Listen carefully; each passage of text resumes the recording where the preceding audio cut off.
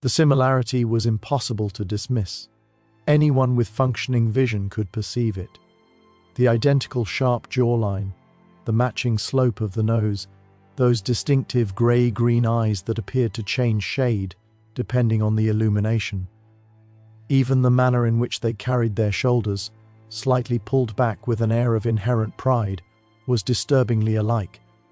But one young man dressed in silk cravats and rode thoroughbred horses across the pristine lawns of Plantation. The other wore rough cotton and labored in those same fields from dawn until his hands bled in the stifling social hierarchy of Tidewater, Virginia, 1854. Such similarities weren't simply observed. They were perilous. They spoke of secrets that refined society refused to acknowledge in daylight, though everyone whispered about them behind closed doors and raised fans. And when a traveling photographer's camera captured both faces in a single frame, entirely by chance, it triggered a cascade of events that would annihilate one of Virginia's most distinguished families and reveal truths that some would murder to keep concealed. This isn't a story about justice or salvation. It's a story about what transpires when a single image compels people to face a reality they've spent years pretending doesn't exist. It's about the horrifying power of irrefutable visual evidence in a world constructed on meticulously maintained deceptions. And it begins, as so many tragedies do, with something as simple and permanent as a photograph. Bellerive stood like a monument to old Virginia wealth, its white columns brilliant in the brutal summer sun of 1854. The plantation extended across nearly 800 acres of premium tobacco land along the James River, a kingdom unto itself where Alistair Dandridge ruled with the absolute authority granted to men of his station. The main house, constructed by his grandfather in 1798, featured 16 rooms filled with imported furniture from London and Paris, crystal chandeliers that had once hung in a French chateau, and enough silver to fill 3 locked cabinets. But the genuine measure of Alistair's wealth wasn't found in chandeliers or silverware. It was found in the 63 human beings he owned, each one recorded in a leather-bound ledger, with their estimated value written beside their names in neat, unfeeling script. Alistair Dandridge was 47 years old that summer, a tall man with thinning brown hair that he combed meticulously each morning to conceal the expanding bald spot at his crown. He had a broad face, florid from excessive whiskey and too many heavy dinners, and those distinctive grey-green eyes that everyone in 4 counties recognized as a Dandridge trait. His father had them. His grandfather had them. They appeared in oil paintings hanging throughout the house, observing from gilded frames with expressions of stern judgment. He had married Evelyn Fairfax 23 years earlier, a union that pleased both families immensely. The Fairfaxes were old Virginia aristocracy with impeccable bloodlines but declining finances. The Dandridges had money but craved the social legitimacy that accompanied the Fairfax name. It was a transaction, really, dressed up in white lace and orange blossoms. Evelyn was 17 at the wedding, terrified and obedient. Alistair was 24, and already calculating how her connections would expand his influence. Their son Thomas arrived 11 months later, a squalling, red-faced infant who grew into a handsome young man with his father's distinctive features and his mother's refined manners. By 1854, Thomas was 22 years old, recently returned from 3 years at the University of Virginia, where he had studied law with adequate if unspectacular results. He had his father's height and those unmistakable grey-green eyes, but he had inherited something else from Evelyn. A certain gentleness, a discomfort with cruelty that Alistair found both puzzling and vaguely disappointing in his only son. Thomas had grown up at Bellerive, surrounded by the casual brutality of plantation life. But unlike his father, he had never quite developed the capacity to see enslaved people as property rather than human beings. He concealed this weakness well, understanding instinctively that to voice such thoughts would mark him as dangerously radical. But the discomfort was always there, a constant low-grade nausea that he had learned to suppress. The Dandridge household also included Alistair's unmarried sister Catherine, a sharp-tongued woman of 45, who had never quite forgiven the world for failing to provide her with a suitable husband. She lived in the East Wing, spending her days embroidering pillowcases with increasingly elaborate patterns and making cutting remarks about everyone's behavior. Catherine noticed everything, forgot nothing, and wielded gossip like a weapon. This was the family structure at Belarive in the summer of 1854, respectable, established, outwardly perfect. And then there was Samuel. Samuel had been born in the slave quarters of Belarive on a cold March night in 1832. The same year Thomas was born in the main house. His mother was Ara, a house servant who had worked in the Dandridge household since she was 13 years old. Ara was considered one of the privileged enslaved people at Belarive. She worked indoors, wore relatively clean clothing, and was rarely subjected to the back-breaking field labor that destroyed so many bodies before their time. She was also beautiful, with smooth, dark skin, expressive eyes, and a quiet dignity that she maintained despite her circumstances. By the time she was 20 years old, Alistair Dandridge had noticed her.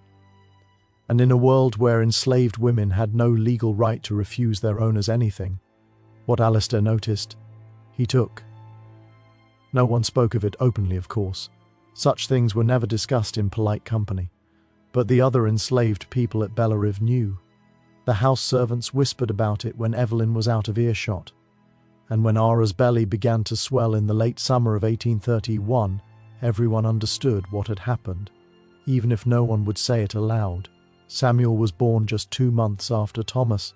For the first few years of his life, the resemblance wasn't particularly notable. Many babies share similar features, and no one expected to see Alistair Dandridge in the face of a slave child. But as Samuel grew, the similarities became impossible to dismiss. By age 5, Samuel had the same grey-green eyes as Thomas, the same narrow nose, the same way of tilting his head when he was thinking. Old Jeremiah, who had worked at Belarive for 60 years and remembered Alistair's father, swore that Samuel looked more like a Dandridge than some of the legitimate white cousins who occasionally visited from Richmond. Ara saw it, of course. How could she not? Every time she looked at her son, she saw the man who had forced himself on her reflected back. It was a complicated agony. She loved Samuel with a fierce, protective intensity. But his face was a daily reminder of violation and powerlessness. She never spoke of his parentage, not even to Samuel himself. What would be the point? The truth couldn't free him. It could only endanger them both. As Samuel grew older, Ara made certain he understood the fundamental rule of his existence: blend in, stay quiet, never draw attention. In a world where enslaved people were punished for the smallest infractions, being the visible evidence of the master's adultery was potentially fatal. Alistair Dandridge would tolerate Samuel's existence only as long as he could ignore it.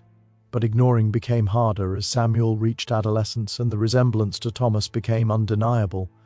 By the time both young men were 22 years old in that summer of 1854, they could have been brothers, or rather they looked like what they actually were: a legitimate son and his illegitimate half-brother, born to different mothers but sharing the same fathers, unmistakable features.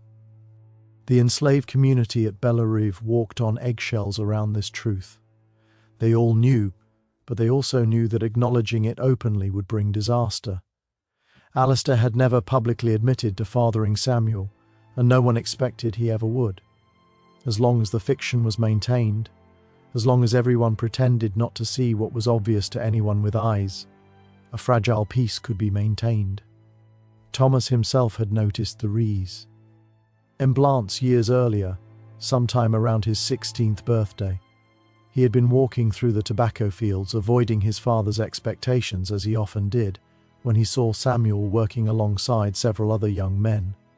The late afternoon sun was hitting Samuel's face at an angle, and for a disorienting moment, Thomas felt like he was looking at his own reflection in strange clothes. He had stopped walking, staring openly, his mind racing through implications he didn't want to examine. Samuel had noticed his attention and immediately looked down, his shoulders tensing with fear. That reaction, the immediate assumption that a white man's attention meant danger, had shaken Thomas more than the resemblance itself. He had never confronted his father about it. What would he even say?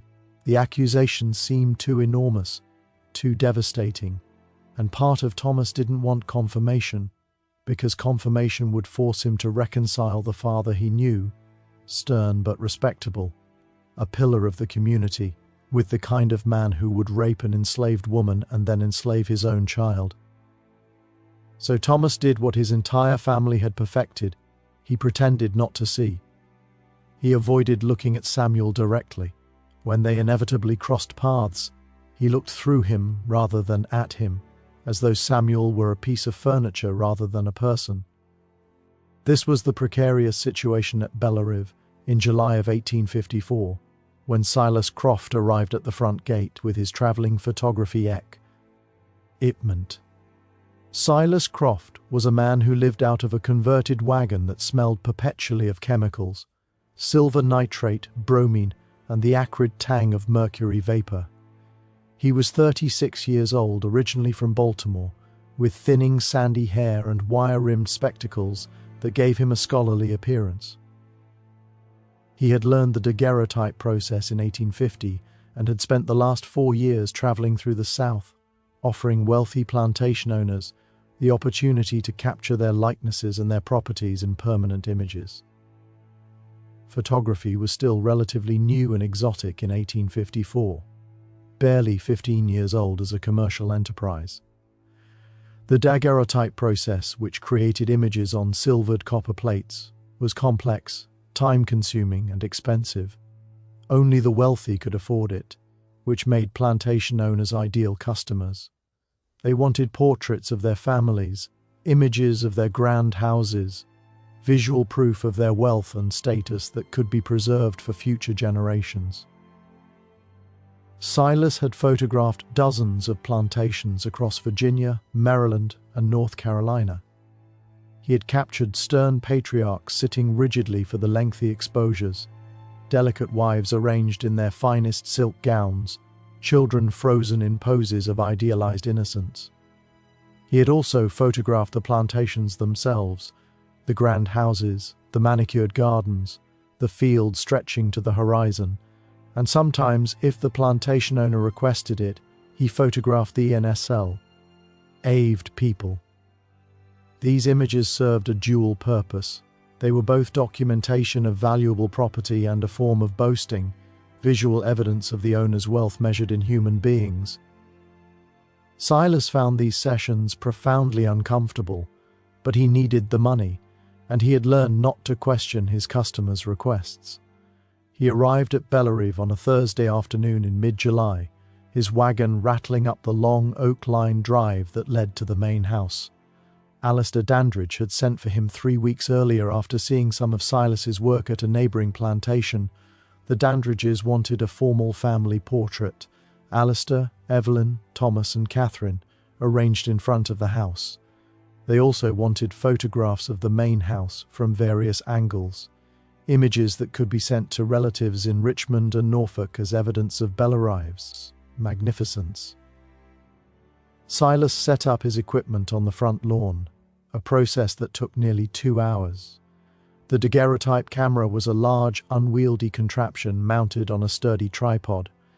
Creating images required preparing silver-plated copper sheets with iodine vapor in a specialized box, exposing them in the camera for anywhere from 3 to 15 minutes depending on the light, and then developing them with heated mercury vapor, a process that was both dangerous and requiring of precise timing. The family portrait was scheduled for Saturday morning when the light would be optimal, but Silas spent Friday setting up test shots, examining angles, and ensuring his equipment was functioning properly. This was when things began to go wrong, or perhaps right, depending on one's perspective.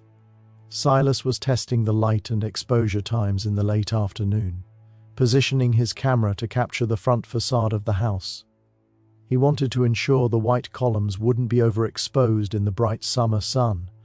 As he was adjusting his equipment, setting up what he thought would be a simple architectural shot. Several people crossed through his field of view. This wasn't unusual. Life on a plantation didn't stop for photography. Enslaved people were constantly moving about, carrying water, tending gardens, performing the endless labor required to maintain a property like Belarive. Silas had learned to simply wait them out, letting them pass before triggering his exposures. But this time, he didn't wait quite long enough. He had just removed the lens cap to begin the exposure when two young men walked into frame from different directions. One, Thomas, wearing a fine linen shirt and walking with the relaxed confidence of someone who owned the ground beneath his feet, approached from the main house. The other, Samuel, carrying a basket of kindling and moving with the careful anonymity of someone trying not to be noticed, came from the direction of the dependencies. They crossed paths perhaps 15 feet from each other, neither looking at the other, both visible in the frame for perhaps 20 seconds before company. Continuing in their respective directions, it wasn't enough time for a clear portrait. The daguerreotype process required absolute stillness to avoid blurring, but it was enough to capture their general forms, their profiles, their silhouettes against the White House. Silas didn't think much of it at the time. It was just a test exposure, not intended for delivery to the customer. He would develop it that evening to check his chemical mixtures and exposure times, then discard it before creating the real photographs the next day. That evening in his wagon, lit by lanterns and smelling of chemicals, Silas developed the test plate. When the image emerged from the mercury vapor, he nearly dropped it. There, captured on the silvered surface, were two young men in profile. The quality wasn't perfect. There was some motion blur, some loss of detail, but what was perfectly, undeniably clear was that they had the same face, the same profile, the same bearing, the same distinctive features that marked them as kin. One was dressed in fine clothes, the other in rough cotton. One was white, the other was black, but they had the same face. Silas stared at the image for a long time, his hands trembling slightly. He had been photographing southern plantations for 4 years. He was not naive about what happened on these estates, about the unspoken rules and hidden realities. He had heard the whispered jokes among white men about plantation children and night visits, but he had never seen the evidence presented so starkly, so undeniably, as in this single image. The resemblance was impossible to explain away. This wasn't a vague similarity or a coincidental shared feature. This was clear visual proof of blood relation, captured permanently in silver and copper. Silas understood immediately that the daguerreotype in his hands was dangerous. If the Dandridge family saw it, there would be hell to pay, probably literally for the enslaved young man and his mother. If word got out, if this image circulated, it would destroy the Dandridge family's reputation. His first instinct was to destroy it immediately. Smash the plate, melt it down, pretend it had never existed. But Silas didn't destroy it. Instead, he wrapped it carefully in cloth and tucked it into the bottom of his equipment chest. He told himself he would get rid of it later, after he left Belarive. He told himself he was just being cautious, keeping it hidden until he was safely away from the plantation. The truth was more complicated. Some part of Silas, the part that had grown increasingly disgusted with what he witnessed on his travels, the part that hated being complicit in documenting the wealth built on human suffering, wanted to keep the evidence, wanted proof to exist that the system was built on hypocrisy and lies. He didn't know what he would do with the image, but he couldn't quite bring himself to destroy it. The next morning, Silas created the formal family portrait that Esther Dandridge had commissioned. The whole family arranged themselves on the front portico, Alistair in the center, looking stern and important, Evelyn beside him in a gown of dove-grey silk, her hands folded delicately in her lap, Thomas standing behind his father's right shoulder in his finest suit, and Catherine positioned at the end with an expression that suggested she smelled something unpleasant. The exposure took nearly 12 minutes. Everyone had to remain absolutely still, which was torture in the July heat. Evelyn's left eyelid developed a twitch around minute 8. Catherine's expression evolved from annoyed to actively hostile, but when the image was finally developed that afternoon, it was perfect, a flawless record of Southern respectability and familial harmony. Alistair was so pleased with the results that he ordered 5 additional copies to be made and commissioned 3 more photographs, one of just himself for his study, one of Thomas for Evelyn's parlour, and a grand landscape shot of the entire plantation taken from the highest point on the property. Silas spent the next 4 days at Bellerive creating these additional images. He was treated well, given a room in the house rather than sleeping in his wagon, fed meals in the formal dining room, paid handsomely for his work. Alistair Dandridge was the kind of client any travelling professional would value, but the entire time Silas was aware of the hidden daguerreotype at the bottom of his equipment chest, and he was aware of Samuel's presence, moving through the edges of daily life like a ghost, carefully avoiding any situation where he might be noticed by the white family he unknowingly resembled. On his final evening at Bellerive, Silas saw something that would haunt him for years. He was packing his equipment in the fading twilight when he noticed Thomas standing alone on the second-floor balcony, staring out over the tobacco fields.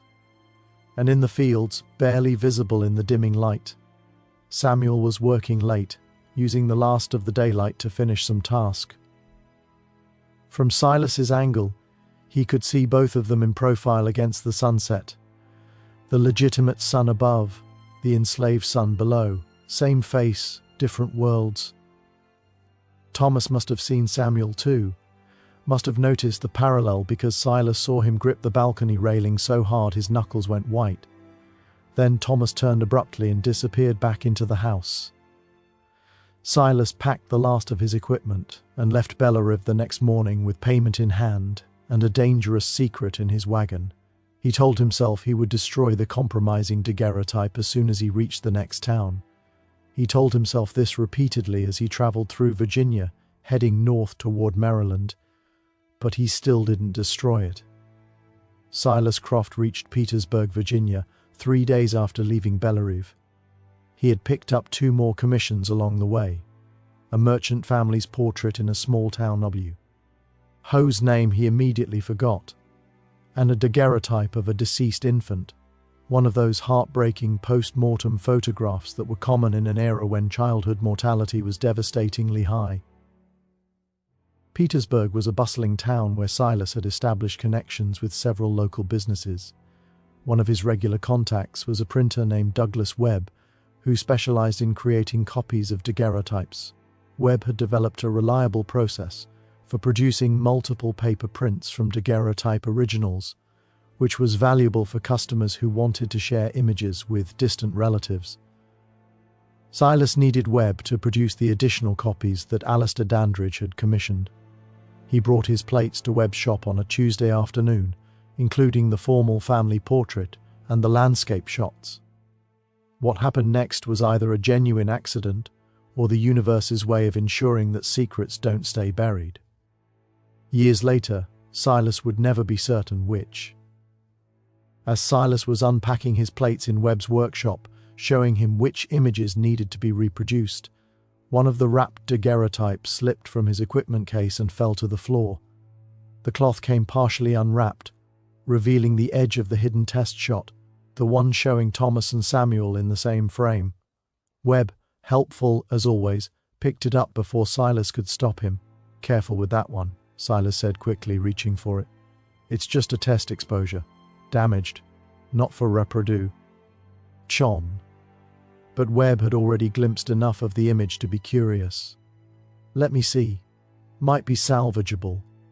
He unwrapped it fully before Silas could intervene. Webb was a man who had looked at thousands of photographic images in his career. He had developed an eye for composition, for quality, for unusual or noteworthy content. And what he saw in this particular daguerreotype made him go very still. "Jesus Christ," he said softly. "It's nothing," Silas said, trying to take the plate back. "Like I said, just a damaged test. I'll dispose of it." But Webb was still staring at it, his eyes moving between the two figures captured in silver. "Do you know who these people are?" Silas hesitated. "One of them is Thomas Dandridge. The other is someone who was passing through the frame during the test exposure." Webb looked up at him with an expression Silas couldn't quite read. "They could be twins. I know. You know what this means, right? What this image suggests." "I know," Silas repeated. "Which is why I'm going to destroy it as soon as I finish your commission." Webb carefully rewrapped the daguerreotype and handed it back. For a moment, neither man spoke. Then Webb said quietly, "My younger brother is an abolitionist. He publishes a newsletter in Philadelphia. Images like this, they could be powerful ammunition for the cause." Silas felt his stomach drop. "No, absolutely not. I'm a professional photographer. I can't be involved in anything political. It would destroy my business. No one in the South would ever hire me again." "I'm not suggesting you be involved," Webb said. "I'm just saying, if a copy of that image somehow found its way to Philadelphia, if it got published with a description of what it depicts, it would force people to confront what actually happens on these plantations. The hypocrisy, the reality of enslaved children fathered by their own masters. And it would probably get the people in that image killed," Silas shot back. "The mother, the young man, maybe others. You think Alistair Dandridge would let that kind of exposure go unpunished?" Webb nodded slowly. "You're right. I'm sorry. I shouldn't have suggested it." They completed the transaction in uncomfortable silence. Webb produced the copies of the formal Dandridge portraits, charging his usual rate and accepting payment without further comment about the hidden daguerreotype. Silas left the shop believing the matter was closed. He was wrong. Douglas Webb was not a particularly political man by nature. He ran a printing business, attended church on Sundays, and generally avoided controversy. But his younger brother, Marcus Webb, was a different sort entirely.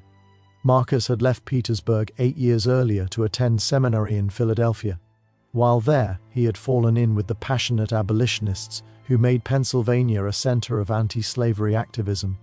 He had abandoned his plans for ministry and instead thrown himself into the movement, writing inflammatory articles, organizing speaking events, and publishing a monthly newsletter called Liberty Standard that called for the immediate and complete abolition of slavery.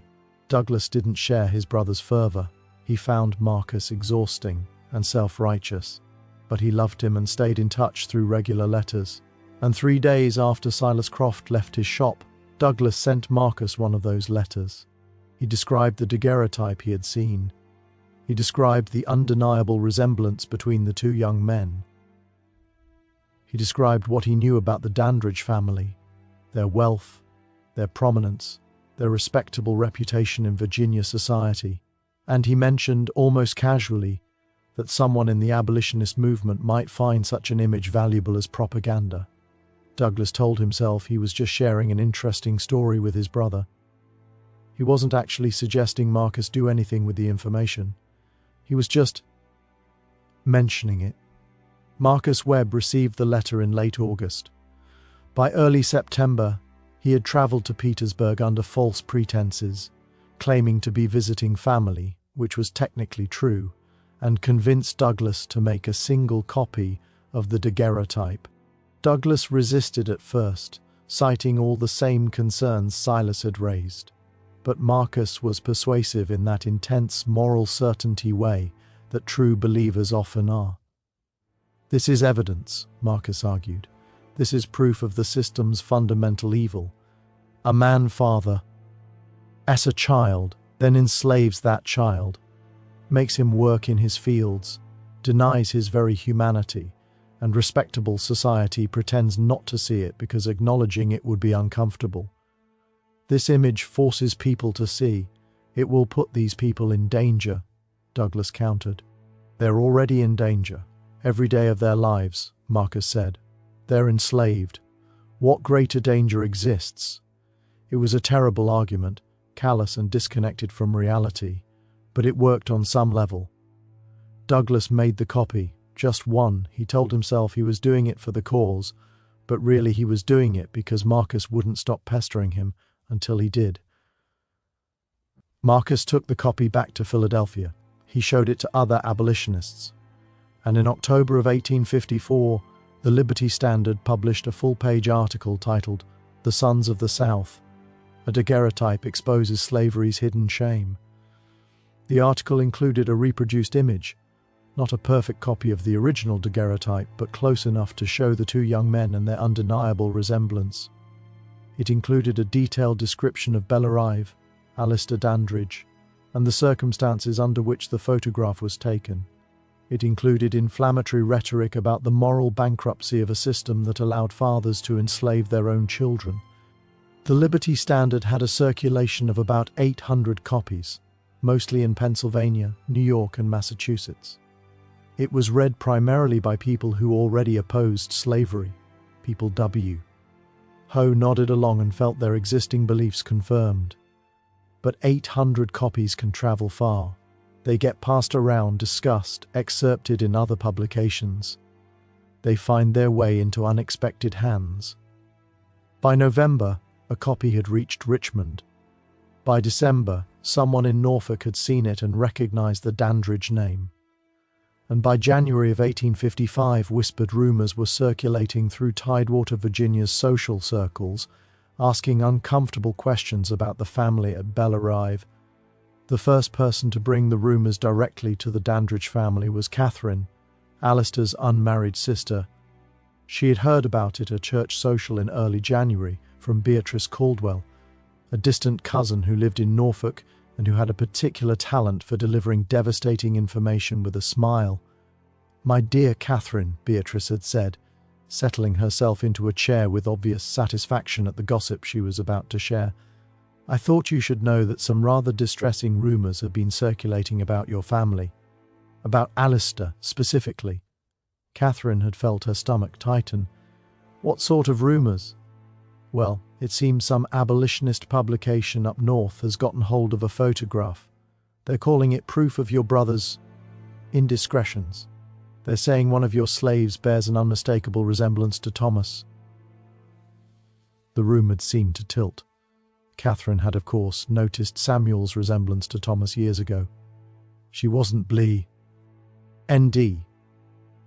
But noticing was different from having it acknowledged, discussed, publicized. "That's absurd," she had said automatically, her voice sharp. "Abolitionist propaganda. They'll say anything to make our way of life look barbarous." Of course," Beatrice had agreed, in a tone that made clear she believed no such thing. "But you know how people talk.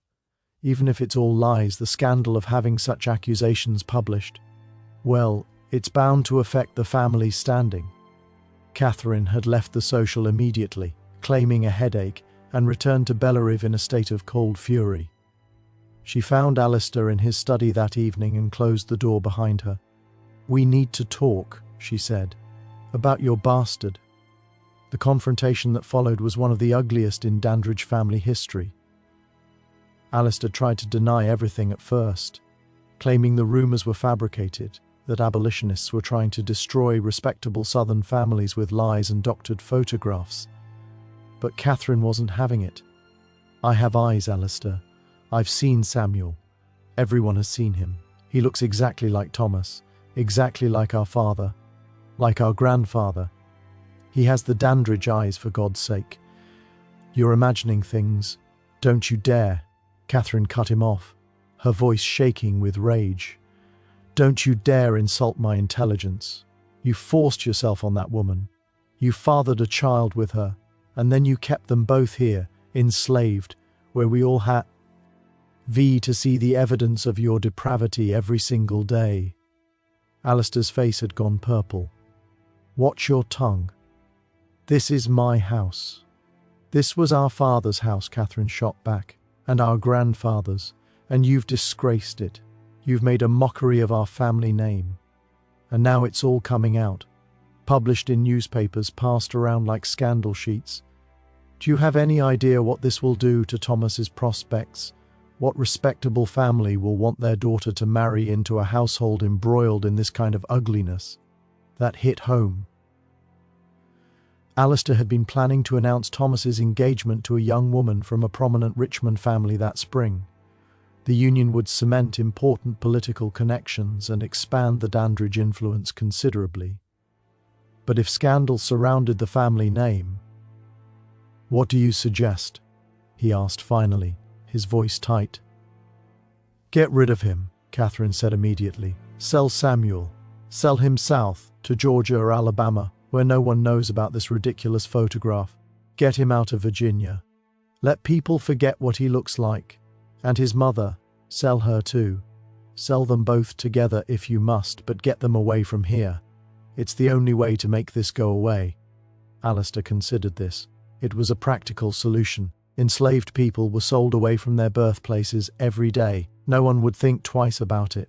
But there was a complication Catherine didn't know about.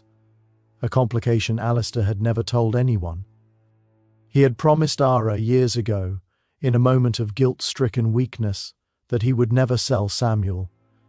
It had been a stupid promise, made after he had visited the slave quarters in the night and found her holding their infant son. She had looked at him with such profound despair that something in him had cracked. "I won't sell him," he had whispered. "Or you, I promise." It was the only kindness he had ever shown her, and it was barely even kindness, more like a slightly less terrible cruelty. But he had meant it at the time. Now, 23 years later, that promise had become an enormous liability. "I'll think about it," he told Catherine. She looked at him with disgust. "You're still protecting her, aren't you? After everything, after the shame this has brought on us, you're still protecting your Negro." "Get out," Alistair said quietly. Catherine left, slamming the door hard enough to rattle the paintings on the walls. Evelyn Dandridge had not been present for this conversation, but she heard about it anyway. The enslaved house servants heard everything that happened in the main house. They were invisible to white people in the way furniture was invisible. Present, but not considered capable of judgment or memory. And the house servants talked among themselves. By the next morning, Evelyn knew that Catherine had confronted Alistair. She knew what the rumours were claiming. She knew that a photograph existed somewhere that provided visual evidence of what she had suspected but never acknowledged for over 20 years. Evelyn was 52 years old that winter.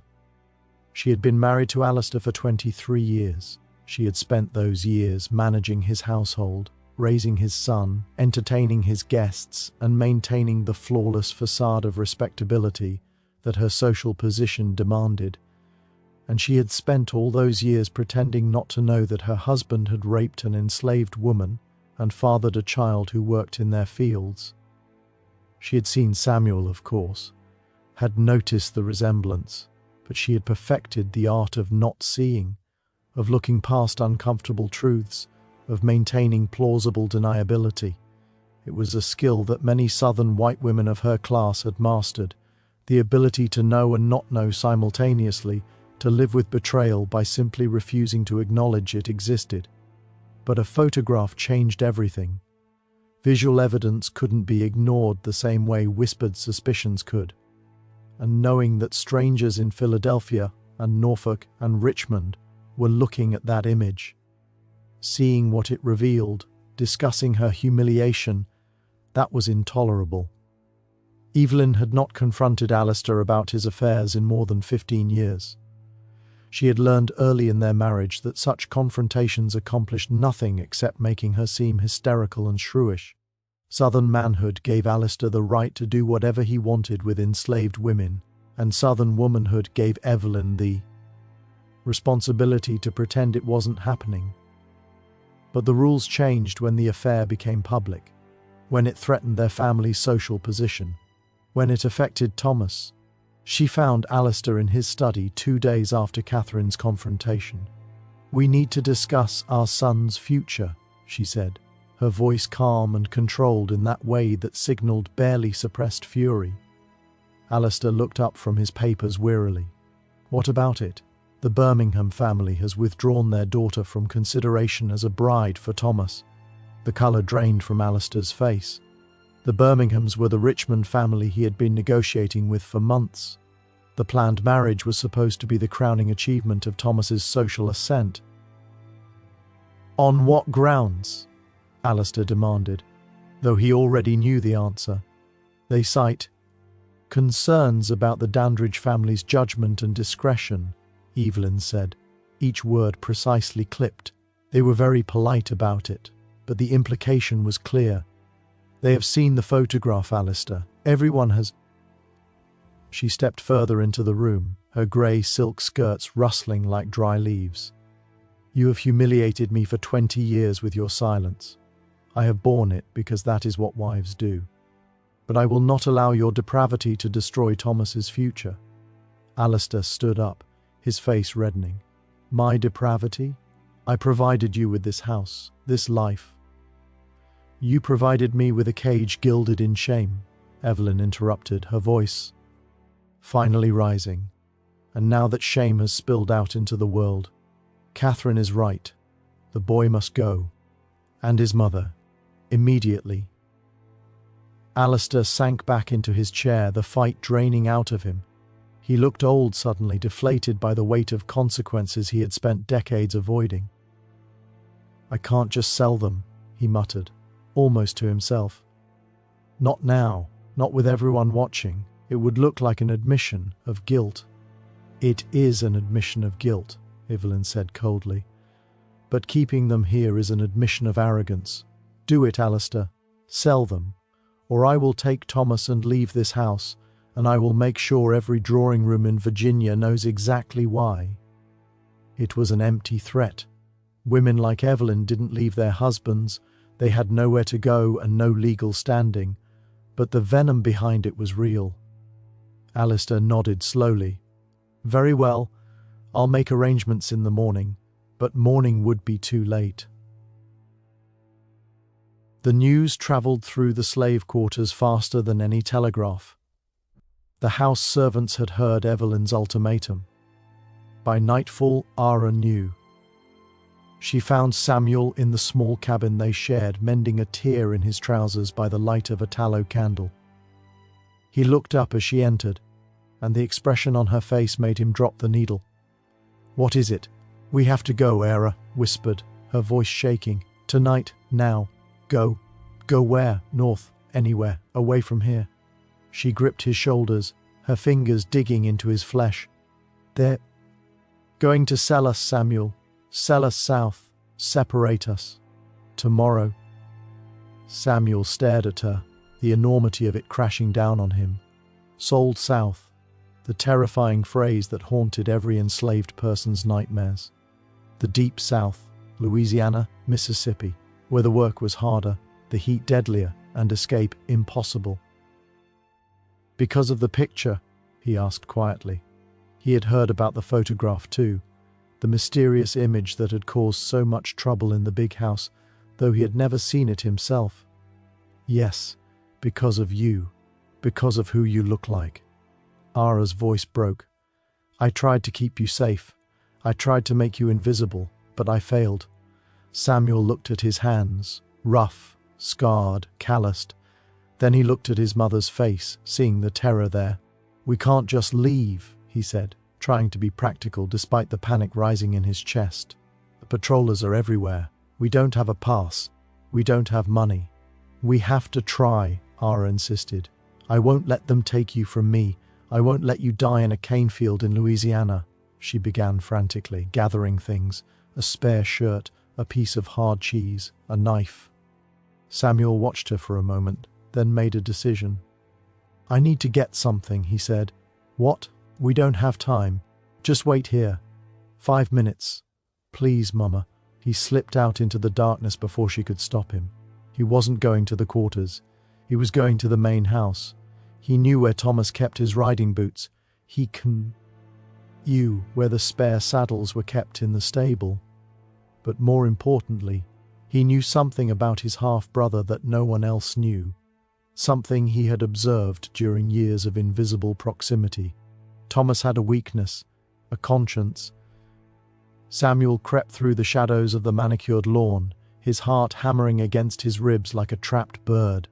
The house loomed above him, windows glowing with the warm light of oil lamps. Inside, people were eating dinner, discussing his fate as if he were livestock to be auctioned. He reached the side veranda and climbed the trellis, a route he had seen Thomas use once to sneak out late at night. He pulled himself over the railing onto the second-floor balcony. Thomas's room was dark, but the window was unlatched. Samuel eased it open and stepped inside. The room smelled of lavender soap and expensive tobacco. Samuel moved quickly to the wardrobe. He didn't want boots or saddles. He wanted clothes. He grabbed a fine linen shirt, a pair of woolen trousers, a silk cravat. He grabbed a heavy riding coat. He was turning to leave when the door handle turned. Samuel froze, shrinking back into the shadows of the wardrobe. Thomas entered, carrying a candle. He looked tired, his shoulders slumped. He set the candle on the bedside table and sat heavily on the edge of the bed, putting his face in his hands. "God damn them," Thomas whispered. "God damn them all." Samuel watched him, holding his breath. He saw his own profile in silhouette against the candlelight. The resemblance was terrifying. Thomas stood up and began to unbutton his waistcoat. He moved toward the wardrobe. Samuel braced himself. Thomas opened the door and stopped dead. For a long, suspended moment, the two brothers stared at each other. The legitimate son and the secret son. The master and the slave. Mirrors of each other, separated by a chasm of law and blood. Thomas didn't shout. He didn't call for help. He just stared at the clothes in Samuel's hands. "You're leaving," Thomas said softly. It wasn't a question. "They're going to sell us," Samuel replied, his voice barely a whisper. "Tomorrow." Thomas looked away, shame flooding his face.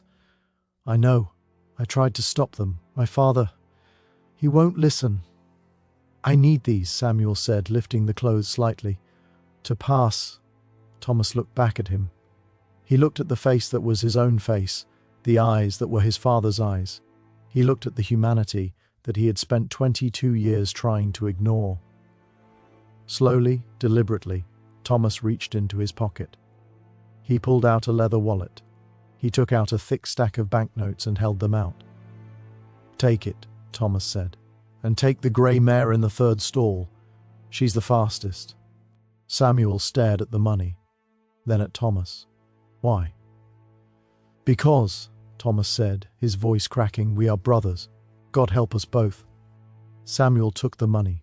He hesitated for a second, then nodded once, a sharp, jerky movement. "Thank you. Go, Tom." As whispered. "Before I lose my nerve."